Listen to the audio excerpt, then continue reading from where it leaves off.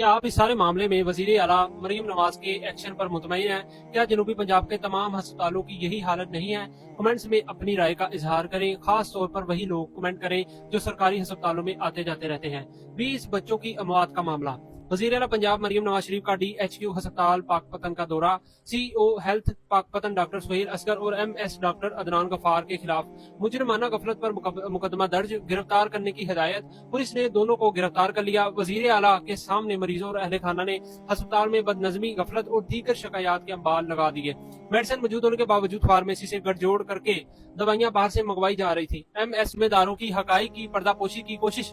मरीजों और अहले खाना ने 50 रुपए और 100 रुपए की पार्किंग फीस लेने की शिकायत।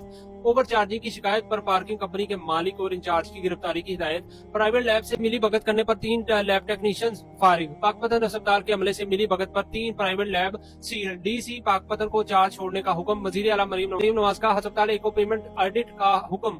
जिम्मेदारों को एहसास दिलाने के लिए सख्त फैसले जरूरी है। मरीम नवाज। मरीजों ने मेडिसिन बाहर से मंगवाने की शिकायत के अंबाल लगा दिए। स्टोर में मेडिसिन मौजूद होने के बावजूद मेडिसिन ना मिलने पर सख्त एक्शन। वजीर आला मरीम नवाज शरीफ की अस्पतालों में राब्ते के लिए पेजर सिस्टम नाफज करने की हिदायत।